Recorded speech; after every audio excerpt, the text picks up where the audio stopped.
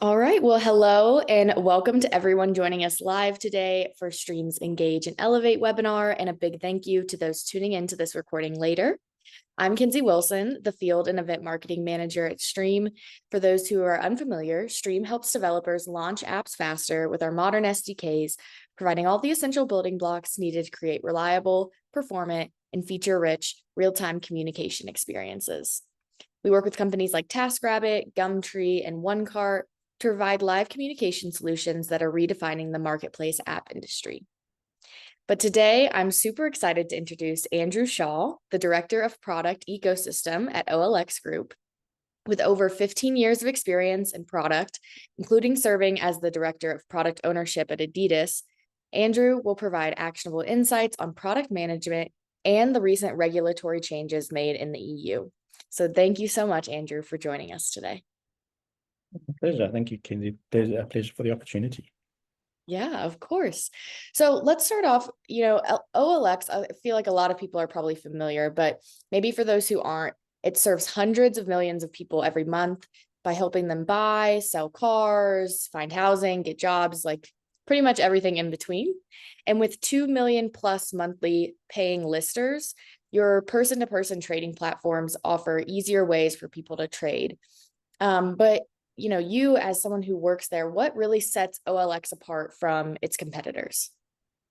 I think one of the things that sets us apart from competitors is we have a deep connection with the people that we serve. People that are using OLX aren't using OLX just to buy, but we have sellers as well. We have people that buy and sell. And if we look at some of the statistics that we have, the majority of the people are using OLX for those purposes, and their preferred platforms in Europe at the moment. We're present in 8 countries, and in those 8 countries, we're number 1 or at least in the top 3 of the classifieds in those different markets. So we're a well-known brand. People like to use a term previously loved products. It is an option for people that are looking to be more economical or even more sustainable, not bringing new products in. But there's different products and services that we actually offer that people take and use OLX through different parts of their lives. So our ex-CEO used a wonderful example saying how his son would get excited about wanting to buy new toys. And he said, well, before getting rid of these old toys, before buying new toys, let's get rid of your old toys and actually putting them on the OLX platform. And you watching the progress of how his toys get sold and using the money to go and buy new toys was one really, really good story. But then as he grows older, maybe as he becomes a teenager, he might go into the jobs platform on OLX to use it for looking for temporary jobs. Then goes to university, wants to buy a secondhand car or bicycles. And eventually, it goes full circle to the time there comes a time in his life where he starts looking for a house.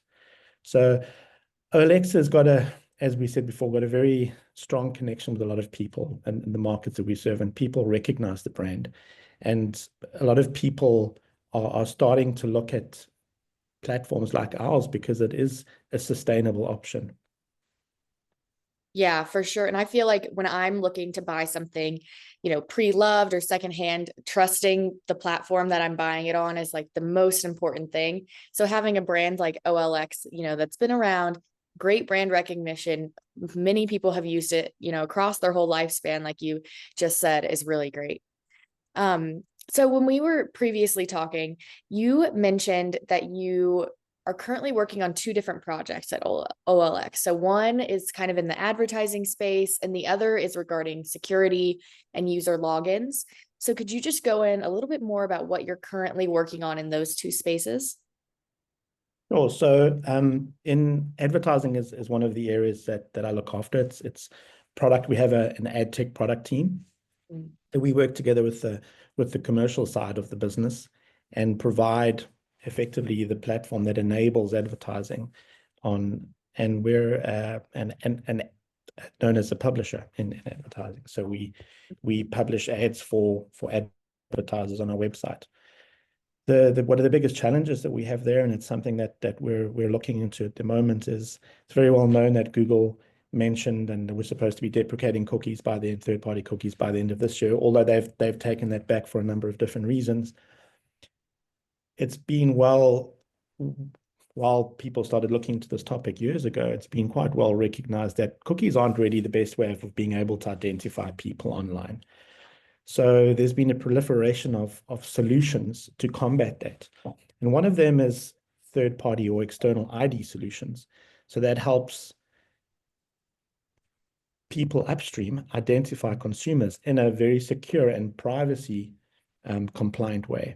And from an advertising point of view, advertisers are selling to more targeted audiences. So it's a win-win because we're able to get higher CPMs, which is the model that we use to actually monetize. And the advertisers know an audience and they have more predictability in the kinds of audience that they're going to be serving to. And as with everyone else, a lot of people think Gen AI is the buzz that everyone's talking about, but we are genuinely looking at ways Gen AI can actually help this process. We've already used machine learning and data science to build segments. Now looking to see how Gen AI can actually make this, how we can take this even further. So one of the solutions that we're looking into is how we can make the adverts a lot more engaging for consumers. And add to video is one of the solutions we're looking into. So taking a static ad with a bit of text and being able to convert that into video, which is something that's quite interesting. In the identity space, identity is the name of the product team that look after that manages customer logins. We're working on a solution called Unified Identity Management. So we've built a login platform. We have a unified identifier so we can actually identify the users on the different platforms, even if a person has multiple logins, and we can still identify them as being the same consumer. By building this unified identity management platform, we're building a container where we can keep all of these identity related solutions and build on top of that to help the other product teams in our organization. So things like security, session management. If a person is feared that their account has been taken over, they can go in and actually remove see where they're logged in and actually end those sessions. So that is something we haven't built yet, but it's something we're in the process of building, and that has a lot of value for our consumers and it's a big security feature as well. There's always continually legal and regulatory topics. So one is to do with data deletion and data takeout. So the user's right to say that they want their data deleted from a specific platform, and in some cases to take the data with them. So we use this unified identity management platform to enable that. And then another big topic, which we'll probably speak about in a little bit more detail later, is multi-factor authentication. It's a really robust way of being able to authenticate consumers, but it can also be quite a source of friction for certain people if it doesn't work. So these are some of the bigger topics that we're looking into. And in the space, there's never a dull moment. There's always, challenges coming up. So we need to look at creative ways of being able to tackle some of these topics. Yeah, for sure. We have, a lot of business in the EU, and we have, a Europe team and everything. And it seems like there's always regulations changing in terms of like how data can be managed and handled and all that kind of stuff. So what are some of the main challenges that you've encountered with these, regulatory changes in the EU? Or where do we start? So probably the most famous one is the EU Digital Services Act, or known as the DSA. It really shook things up throughout the industry, specifically this Article 26, which focuses on transparency in online advertising. It's a fantastic step forward for user rights and accountability, but someone managing an ad tech team or ad tech product, it's been interesting to navigate. So the first big challenge is the transparency requirement itself. Publishers now have to clearly show users who paid for an ad when they're seeing it. So they need to see that it's identifiable as an ad. That's something that was done some time ago. But now being able to actually identify who's paying for that ad and why they're seeing it. And if it wasn't the advertiser paying for that ad, it needs to be quite visible. So we've had to build parts of our tech stack to be able to log this information. We've been able to make certain changes to make sure that we can display this. It's also made us have to standardize on certain formats that we have across the organization to make sure that we're reading this information from the same source and being able to identify it. So that's the audit requirement. The other side of it mandates that there'll be a regular audits on these advertising systems, which is both a logistical and a cultural shift. So ad tech moves very fast. We're all about pushing to optimize performance and especially revenues, but this all happens in real time. So it's a big adjustment. It doesn't stop us, but what we do need to do is make sure that the partners that we work with also are on board. So it doesn't help if we have the capabilities of being able to show who the advertiser is and all this required information, but we're getting that information from upstream systems, and we need to make sure that they are also compliant. So it's a bit of a to and fro. Another curveball was aligning with consent requirements that came through the GDPR, which is a bit of an overlap. And whenever these situations arise, it's a very delicate balance to ensure, are we showing enough information? Are we showing too much? And we also need to do it in a way that it doesn't hinder the user.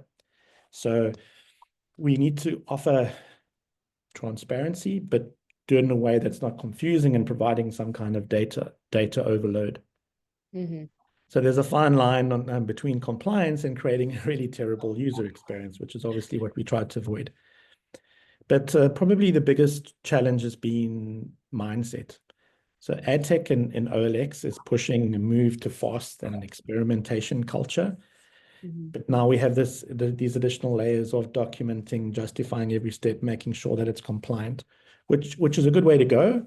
But we need to find a way of reconciling the two ways to force us to innovate in ways that we haven't really considered before. At the end of the day, something like DSA and GDPR, they're pushing us to build better ethical systems that are safe for consumers and gives consumers peace of mind. It's not a bad thing. It's really good for consumers, which is ultimately what we care about at the end of the day. It's just from a product point of view, extremely challenging and a constant. Yeah, I'm sure. I didn't know a lot about, paid advertising before I started at Stream. And I see our paid strategist, and it's constant like iteration and changing, like you said, like you're always trying to optimize. And so I'm sure with these additional kind of layers, it definitely makes it difficult to kind of navigate and make sure that everything is staying compliant. But it sounds like you guys are on the right track. So that's great. And how are you navigating the advertising landscape, especially given, the shifts away from platforms like Facebook and Google, kind of how you mentioned, given, the increasing privacy regulations in Europe? So Europe has what we call a privacy first advertising landscape, and it's been challenging. It's also pushed us to innovate and take more control. Mm-hmm. As I said, with regulations like GDPR and the DSA, we've moved beyond relying on cookie-based tracking that have been done and similarly through platforms like Facebook and Google. Instead, we're doubling down on first-party data by fostering trust and creating value exchanges that encourage users to share preferences in a compliant way.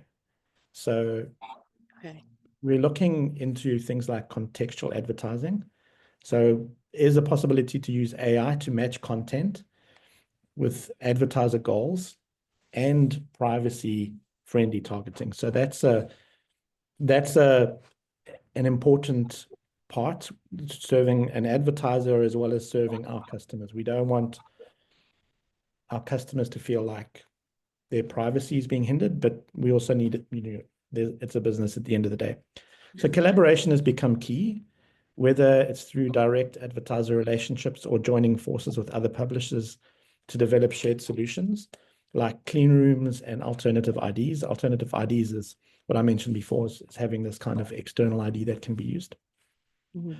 On measurement, we've shifted to strategies like incrementally testing, and we work with our data science team on probabilistic modeling to improve ROI efficiency without traditional attribution methods. So these changes have been challenging, liberating, empowering, all ways to build these transparent, sustainable practices moving forward. At the end of the day, we're no business without the consumer. So all of these things are effectively for the good of the consumer, while yes, we're still being compliant with specific regulation. Yeah, that makes a lot of sense. And so, considering the unpredictability of the future, like I'm sure 5 years ago, you couldn't have predicted, all these changes that were going to be made. So what strategies are you currently adopting to ensure that your product, remains competitive and compliant as you move into this, unpredictable future? So I joked about it earlier, but ad tech product in general, I mean, especially in our environment, it's the only constant is actual change. So staying competitive and compliant in such a volatile landscape requires a mix of forward thinking strategies and a dose of flexibility. So so when it comes to the technology side, we're investing in modularity. It sounds a bit techy, but what I mean, it's building products and systems in a way that help us adapt quickly. Instead of creating rigid one-size-fits-all solutions, we're focusing on tech that can easily plug into or adjust for new standards, policies, or business needs, whether it's privacy preserving frameworks, as I mentioned before. We also look into new ad formats all the time.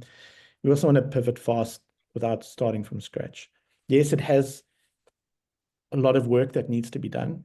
The technology doesn't enable everything itself. We still need to make sure that there's sort of standards within the organization to make sure that we can leverage this technology. It's really, really important. We're also proactively leaning into compliance to see if that could be used as a competitive advantage. Might sound counterintuitive, and compliance usually feels like a chore, but we're trying to look at it as an opportunity. So regulations like DSC and GDPR are raising the bar, and we're trying to stay ahead without just reacting. And I think our legal team and the team that deals with privacy and compliance within the organization are wonderful. We normally get heads up of things that are coming down the line well in advance, and we're able to engage with them, and we have open Q&As. They then come back with more answers. One of a big focus is around collaboration. So the ecosystem itself is too interconnected to go it alone. If I had to go through what the advertising landscape looks like and the complexity of the different players in that ecosystem, it's actually crazy. So we've worked with other industry groups and tech and ad tech vendors to understand where things are headed.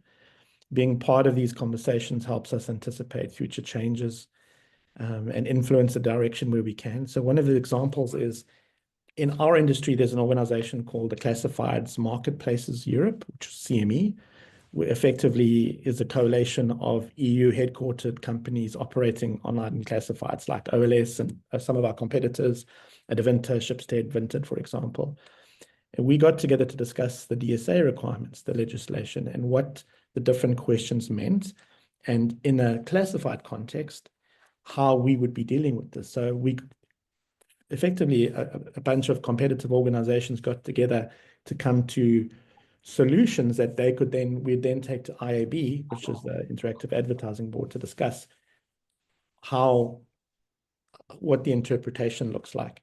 And it was quite successful. So that's really, really important. So that's externally. Internally, cross-functional collaboration within the own organization is essential. So fostering collaboration between product, legal, compliance, the technical teams also ensures that your products are aligned with the regulatory requirements and market demands. But at the end of the day, strategy boils down to staying nimble, staying connected, keeping the user at the core of everything that we do, and try to be ready for whatever the next thing is that's coming down the line. Yeah, for sure. And what role do you feel like, innovation plays into kind of all of this and overcoming these types of challenges? So innovation, if used correctly, is a way to be able to turn challenges into opportunities. Mhm. So Gen AI I mentioned before, we could use it to create highly personalized, relevant ads at scale without relying on user-specific data. So staying compliant while improving user experience, which is the silver bullet, right? Investigating how Gen AI can improve customer reviews and even improve the creatives. So I mentioned add to video, which is a really great technology that can convert static images with a few lines of text into interactive video. From an advertising point of view, that's really good because video has higher viewability, and the users are more engaged, and that'll improve metrics on both sides of the scale. So that's something like that is really important. It's still in an early stage, but it is promising. Then we talk about things like audience solutions, which is there's innovation that's driving us to rethink how we redefine reach to these consumers in a privacy conscious world, which is critical. Instead of relying on traditional third-party cookies, leverage first-party data to build robust audience segments. And the segments are important because that's how we can put user behavior into certain groups, and that's what's appealing to advertisers. So I think I mentioned before the external IDs, and that's one way of being able to do that. And what it does is create these standardized identifiers in a privacy compliant way, which is a way to effectively target these audiences of consumers. So innovation doesn't just help us adapt, but it helps us be competitive and shapes the future of privacy first advertising. But what's critical is there are so many different tools out there that are able to use. And Gen AI can be used for many of these things, but it's all about what are the right use cases and experimenting to make sure it's right for our business purpose and for our consumers as well. Yeah, I think that's a great point because I know like everyone's trying to get Gen AI wherever they can, but sometimes as a user, it's like, okay, this is AI overload. So I think that's super important to keep the user first for sure. So going back, we've talked a lot about challenges, and I want to discuss, the other part of what you manage, so the user login, security, user safety. What are the challenges that you're currently facing on that side of the business? So user logins and security, it's a fun juggling act, if you want to call it that.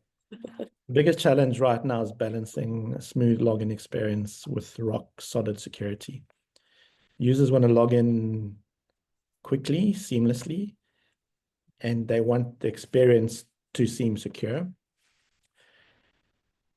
We also have to protect accounts from things like credential stuffing, phishing attacks, and it's a constant tug of war between this convenience and safety.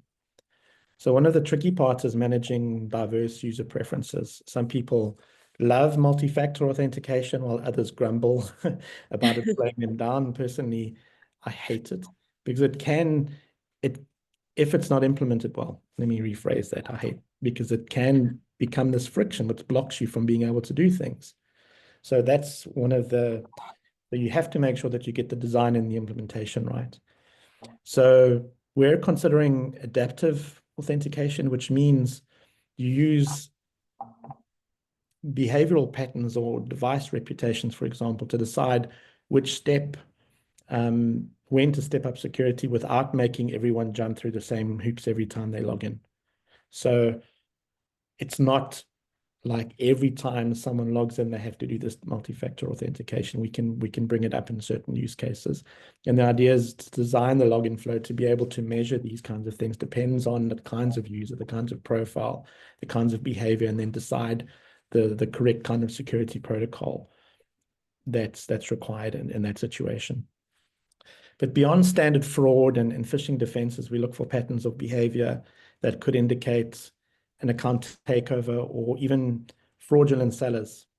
And we have in our platform what we call gray sellers as well. So they might not necessarily be trying to defraud users, but they're trying to hide income from tax authorities. And there's another regulation that's coming up around that as well. There's also a huge issue around bot traffic. It's wild how sophisticated bots have become at imitating human behavior, especially when it comes to account creation and access. So we're constantly evolving our bot detection systems. It's like an arms race. They get smarter, so we have to get smarter too. And we don't try to do all of these things on our own. We do use our partners, our networking partners, for these kinds of things. Mhm. But trust is a huge part of the equation. Users need to feel confident that their data is safe with us, and we need to be transparent about what we're doing with the info and why. So it's not just about building security systems, it's also about building trust. And that's something we're always looking to improve. Yeah, it's clear that you guys, users are kind of number one and ensuring that not only is their experience great, but their data is safe and, all of that kind of stuff. So what are some things that you're doing to make sure? I know you mentioned, having the trust this computer button or something like that when you're logging in, so you don't have to do multi-factor authentication multiple times. But what are some of the other ways that you're ensuring security measures without compromising the user experience? Another $1 million question. So we can talk about things like smart security, so making it invisible to the user, Mhm. unless it's absolutely necessary. So there are, I'm sure you've seen these capture forms that you Yeah. have to fill in these weird characters. There is capture that happens in the background, so users don't need to do that. Mm. So we can focus on things like single sign-on, risk-based authentication. So users don't have to deal with a bunch of extra steps. I mentioned adaptive authentication, where we can adjust the security levels based on the context. So simple for trusted situations, more rigorous for unusual ones. But that's something that we're working on. Mhm. Multi-factor authentication, again, I mentioned as well, but we can use that in high risk situations, not every single time. Yeah. But transparency security processes like background monitoring keep users safe without unnecessary interruptions. I think one of the biggest game changers in this whole area is that educating the users about these best practices, like strong passwords. There's nothing that is better than a password manager or secure passwords. So it's empowering the users to engage securely. So Facebook loops help us find, so sorry, feedback feedback loops help us redefine security features to meet user better needs, and embedding security in the product design from the start ensures privacy protection are part of the actual journey. Not an afterthought. It's part of actual building the product or building that part of the journey or the experience. So it's about safeguarding trust while trying to keep things seamless and intuitive. But again, as I mentioned before, it's that balancing act between friction and protection. Yeah, for sure. I know, like, I've already learned a lot on this webinar, like why I'm asked to do certain things and I log into platforms. And it makes a lot of sense because I've definitely, like, on Facebook Marketplace or whatever, posted something for sale and I get like 10 replies right away trying to get like, or what's your Venmo or what's your Zelle? Like immediately. And I can tell I'm like, okay, I don't think this is a real person. So it makes a lot of sense and it makes it a lot easier and more understandable kind of hearing it from you rather than just being asked to, verify your identity 10 different ways or whatever it is. It makes a lot of sense for sure. So you mentioned it's a balancing act. So how do you balance the demands of operating in this highly regulated environment with the need of innovation and growth in such like a, you know, fast-paced world that advertising kind of is? I think balancing regulation with innovation comes down to flexibility and user focus. So we stay agile by building adaptable product architectures that allow us to quickly respond to changes without stifling creativity. Transparency is key. So our compliance tools are designed to be simple and user-friendly, building trust and engagement. And even if it's a simple input form, designing that in a way to reassure the user and explain why they're filling it in, so it's not just a sort of like a roadblock for them. The leveraging technology, I said things like AI for fraud detection and personalization is quite big. We just had our Process, which is our holding company, had our AI marketplace the other day, and the OLX teams presented a number of different use cases around how Gen AI can actually help the user, and one of them was around fraud. So how they're using Gen AI to stop fraud in certain cases, which is really, really interesting. So Gen AI can help for things like fraud detection all the way to personalization, for example. And it helps meet regulatory demands while driving innovation, which is really important. Collaboration with our legal teams ensures we stay ahead of changes and keep evolving. And ultimately, it's about embedding compliance in the processes to help growth instead of stifle it or limit it. But again, all coming down to being proactive. We need to be flexible, user-focused as well. Integrating compliance into the innovation process and keeping an open line of communication with stakeholders so we can navigate these complexities is critical, especially in this regulated environment. And at the end of the day, why are we doing this? It's for a consumer, but without a consumer, we have no business. So we need to look after them and make sure that they understand why we're doing what we're doing, and it's actually helping them and not being a hindrance. Yeah, for sure. I feel like you've given product managers, advice throughout this entire webinar.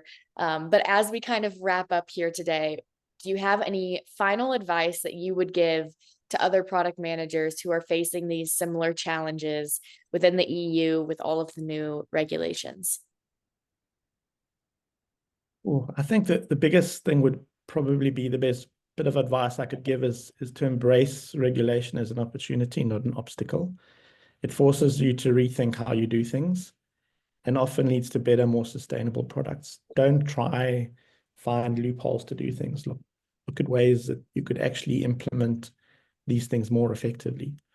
So focus on building flexible, adaptable, maybe I just invented a new term, adjust and systems that can evolve as rules change. Always stay ahead of the curve, and in doing so, whatever the regulatory trends are as well. I think another important one is really prioritize transparency, whether it's with your users or your partners internally, because this is key in this highly regulated environment. Don't be afraid to experiment, especially with privacy enhancing technologies or alternative approaches to targeting or measuring, depending on which part of the business that you're in.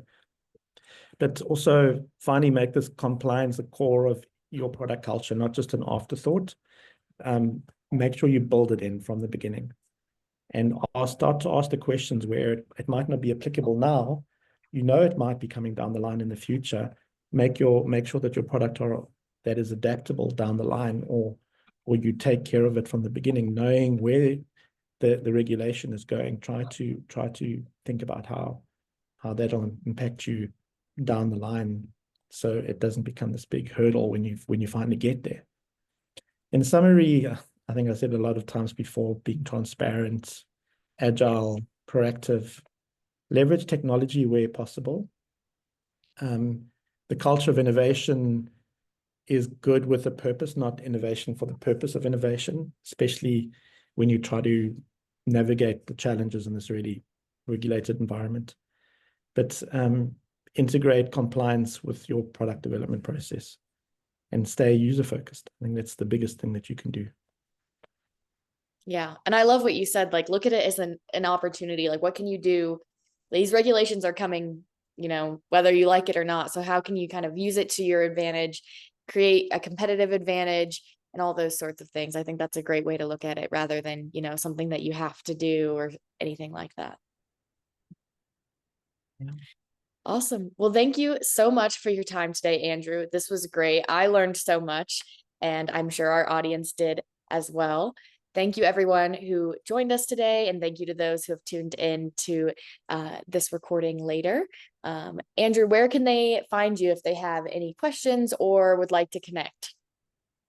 The easiest place to find me is on LinkedIn. I think my LinkedIn credentials were shared as part of the invite, but it's easy to find. It's just A Shaw1 on LinkedIn or Andrew Shaw at OLX. I'm sure you'll find me there.